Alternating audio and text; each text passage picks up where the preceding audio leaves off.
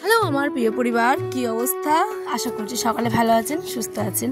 আমি উত্তর দিনাজপুর থেকে পাইল নিয়ে হাজির হয়েছি সুন্দর একটি ছোট্ট ব্লগ। আজ দিনটি হচ্ছে শুক্রবার, সকাল বাজে 6:30 থেকে 7টা।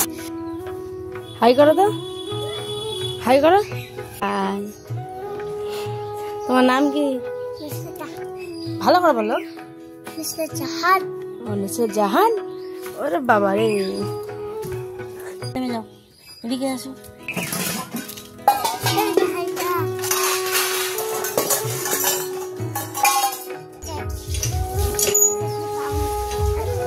বিলের ওপার বাজে।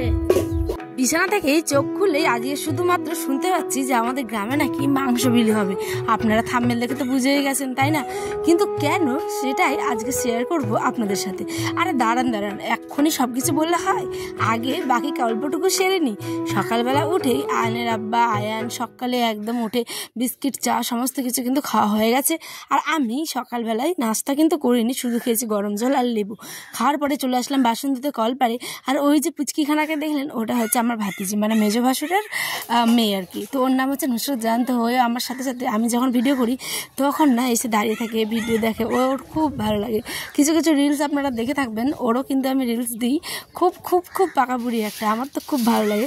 তো যাই হোক, এখন আসলাম ঘরের দিকে। এই যে চাল রেখেছিলাম কয়েকদিন ধরেই, রেশনের চাল, মানে আমরা তো কিনে খাই চাল, তো বস্তা চাল যেহেতু শেষ হয়ে গেছিলো, তো এইটাতে রেশনের চাল রেখেছিলাম জানেন। তো রেশনের চালটা আমরা তো দুটো লোক আর অনেকটা করেই পাই, তো সেই কারণে পোকা লেগে গেছিলো, সুরো পোকা আর কি। আর চালে তো সুরা পোকা হয়েই যায়, তাই না? আর এইটা হচ্ছে চালের ড্রাম। তো ওটাকে আগে ভালো করে আজকে ধুবো, তার আগে চালগুলোকে ঝেড়ে নিচ্ছি। ঝেড়ে একটু রোদে দিলাম যাতে সুরা পোকাগুলো বের হয়। আর এখন আমি যাচ্ছি হচ্ছে ওটাকে ধোয়ার জন্য। আমি যে কলপারে ধুলাম না, কারণ কলপারে না বড় একটা লেবুর গাছটাতে মানে বলতার ছাদ হয়েছে, সেটাকে আমাদের বাড়ির কেউ আর চেষ্টা করে যে ভাঙবে, সেই সময়টা আর বাড়ির কেউ পারছে না, মানে ইচ্ছাটাই নেই। যাই হোক, কি বলবো আর বলুন। আর আমি তো ওগুলো করতেও পারবো না, কারণ একবার যদি বলতে কামড়ে তাহলে জীবন শেষ। তো কোনো রকম থালাবাটিগুলো ধুয়ে চটপট করে পালিয়ে চলে এসেছি। এখানে এখন ওই যে মোটরের, মানে আমাদের স্নানের ঘরে, ওইটাকে ভালো করে ড্রামটাকে একটু ধোয়া মজা করে ভালো করে দিব হচ্ছে কি রোদে শুকোতে। কারণ এই চালের যখনই শেষ হয়ে যায়, আমি কিন্তু নতুন চাল মানে ঢুকানোর আগে একেবারে ভালো করে কিন্তু এটাকে ধুয়ে নিই। তো আমাদের বারান্দায় এখন প্রচুর রৌদ্র, কারণ এই তো আজ ভাদ্র মাসে তাল পাকা রোদ দিবেই, জানেনি। আর এই মাসে নাকি তাল খেতে হয়, সেটা তো আমরা জানি প্রত্যেকে। কিন্তু আমি গতবার বানিয়েছিলাম, সে যে কেলেঙ্কারি কাণ্ড, তালের বড়া বানাতে গিয়ে কী যে হচ্ছিল, মানে এত শক্ত শক্ত, কয়েকটা নরম হয়েছে, কয়েকটাতে আবার পরে মানে একটু আটা বেশি হয়ে গেছিলো, বা ময়দা কি জানি, কি মনে নেই ঠিক, 1 বছর আগের তো কিছু একটা বেশি পরিমাণে হয়ে যাওয়ায় একেবারে অনেক অনেক অনেক শক্ত লোহার মতো হয়ে গেছিলো জানেন। তো কি বলবো, আর আমার একদম মাথা খারাপ হয়ে গেছিলো। সে যে কাণ্ড করে কোনো রকম ভেবেছি, বাকিটা ফেলে দিয়েছিলাম। তো মানে হয় না যে প্রথম মানে করতে গেছিলাম, তো অনেক কিছু জীবন থেকে যেমন প্রত্যেকটা মুহূর্তে আমরা শিখি, তো সেটাও একটা শেখারই বিষয়। কিরম কী মাপ, সবাই কিন্তু সব কিছু বানাতে পারে না। তো আমিও পারিনি সেই প্রথমবার, কিন্তু এখন এই ভাদ্র মাসে তো তাল খেতে হয়, তাই এবার চেষ্টা করো ভালো করে বানানোর জন্য। আর 1 বছর আগে তো মানে আমি ইউটিউব চ্যানেল করিনি যে আপনাদের সাথে সেটা শেয়ার করব, কিন্তু এবছর যদি আমি করি তাহলে অবশ্যই কিন্তু শেয়ার করব। চলুন, এখানে ঘরটাকে আমি বারান্দা সমস্ত কিছু এখানটা ভালো করে ঝেড়ে নিচ্ছি জানেন।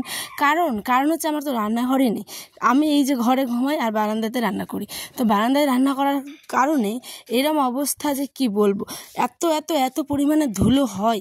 আর সাথে দেখবেন যে কোন একটা পোকা হয়, যে পোকাটা মানে মাটিগুলো এনে একটা মাটির ঢিপ করে জানেন। তো ওই পোকাটার নাম আমি সঠিক জানি না, কিন্তু আপনারা কেউ যদি জেনে থাকেন অবশ্যই কমেন্টে জানাবেন। তো মানে চেয়ার হোক কিংবা গ্রিলে পোকাটা না কেমনভাবে একটা মানে হয় না, শক্ত মাটি একটা এনে ওখানে ঢিপ করে একটা উঁচু করে একটা জায়গা তৈরি করে নেয়। তো এরম করে করেছিল। তো ওইটাকে ভাঙতে গিয়ে ভাবলাম যে রৌদ্র, আর তার সাথে হচ্ছে উঠোনের সমস্ত ধুলোগুলো এসে পড়ে হচ্ছে আমার রান্নাঘরে। তো সেই কারণে এই রান্নাঘরটাকে ভালো করে দেখুন, সেলফটাকে ঝেড়ে টেরে পরিষ্কার করে চেয়ারগুলোকে ধুয়েছি, কেমন সাজেছে সেটা আগামী দিনের ব্লগে আপনাদের সাথে শেয়ার করব। আজকে সময় পাইনি, সত্যি কথা বলতে এত সন্ধ্যা হয়েছিল স্নান করতে করতে যে কি বলবো। এটা হচ্ছে দুপুরের দিকে, হ্যাঁ। তো সকালে তো খাওয়া দাওয়া হয়ে গেছে আমাদের, খাওয়া দাওয়া করে আয়নার আব্বাও চলে গেছে, ঠিক আছে। তো এখন এই যে ছিল হচ্ছে সকালবেলার ক্লিপস, মানে একদম ভোরবেলা শুক্রবার সকালবেলা দেখুন চাঁদ এখনও মানে আকাশে ছিলই। আর গ্রামে এসে বললাম হঠাৎ করে মাংস বিলি হচ্ছে, কারণ আমরা তো আমাদের বিশ্বনবীর জন্মদিন ছিল কালকে হচ্ছে গিয়ে, ঠিক আছে। তো সেই কারণে গ্রামে মানে আমাদের শ্বশুর বাড়িতে আর কি প্রত্যেকটা জায়গায় মাংস রান্না করে কিন্তু বিলি করা হয়, ঠিক আছে, একটা সিন্নি টাইপের। দেখুন কার বাস গিয়ে ভোরবেলা মিলাদ হয়, সিন্নি করা হয় গোটা রাত্রেবেলা মিলিয়ে, আর সকালবেলা এরম করে বাসনগুলো লাইন লাইন করে সাজিয়ে ফাতিয়ার সমস্ত মানে সিন্নিটা ভাগ করে দেওয়া হয়। তাই গ্রামে মাংস দিচ্ছে বলে কথা, প্রত্যেকের মন খুবই খুবই খুশি। তাই সকালবেলা বাচ্চা তারপরে লোক মানে সবাই আর কি আমাদের গ্রামের কচিকাচাগুলো থেকে শুরু করে প্রত্যেকে খুবই খুবই খুবই আনন্দিত। তাই সকাল এখন একদম 5:30 6টা ভোরেই বিলি হয় এই মাংসটা, যার যেখানে যেমন আমার বাবার দিকে আবার খিচুড়ি দেয়। তো এখানটায় মাংস দেয়, যে আনার বাবাকে বললাম, কিন্তু সে বেচারা উঠতে পারেনি বলতে কি মানে অন্য একটা কাজে করছিল, তো সেই কারণে উঠতে পারেনি। ওর একটা অনলাইন কাজ ছিল, সেই ভোরে ওকে করতে হবে, যেহেতু ওর সার্ভারগুলো ডাউন থাকে। তাই কখনো ভোরে ট্রাই করে, কখনো মধ্যরাত্রিতে, তাই এরম করে, কখনো আবার কি বলবো সন্ধ্যাবেলা, এরম করে বাড়িতে এসেও ওর শান্তি নেই। তাই আমি গেছিলাম। আর এই যে আমাদের এখানে জুলুস বের হচ্ছিল, মানে সকলে টোটো নিয়ে যায়, টোটোগুলো আগে দিকে আছে বলতে আমাদের একটু পায়ে হেঁটে 10-15 মিনিট যেতে হবে, কিন্তু আমি আর যেতে পারিনি, যেহেতু আনকে স্নান করাতে হবে, খাওয়াতে হবে। তো এই যে ট্র্যাক্টরে করে এরমভাবে ডিজেগুলোকে বেশ করে নিয়েছে, মানে বেঁধে নিয়েছে। যদি উপায় থাকতো অবশ্যই আপনাদের মানে শোনাতে পারতাম, কিন্তু কপিরাইট পড়ে যায় ভিডিওটা, সেই কারণে আমি শোনাতে পারছি না।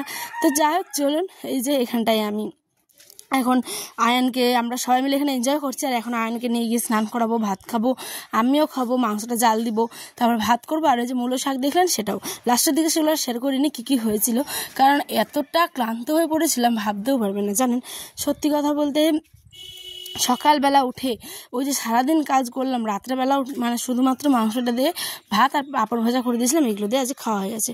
তো চলুন বন্ধুরা, দেখা হবে একটি ব্লগে। সকলে ভালো থাকবেন, সুস্থ থাকবেন। আর হ্যাঁ, ব্লগটি কেমন লাগলো অবশ্যই কিন্তু কমেন্ট করে জানাতে ভুলবেন না। আবার দেখা হবে নতুন দিনের নতুন একটি ব্লগের সাথে।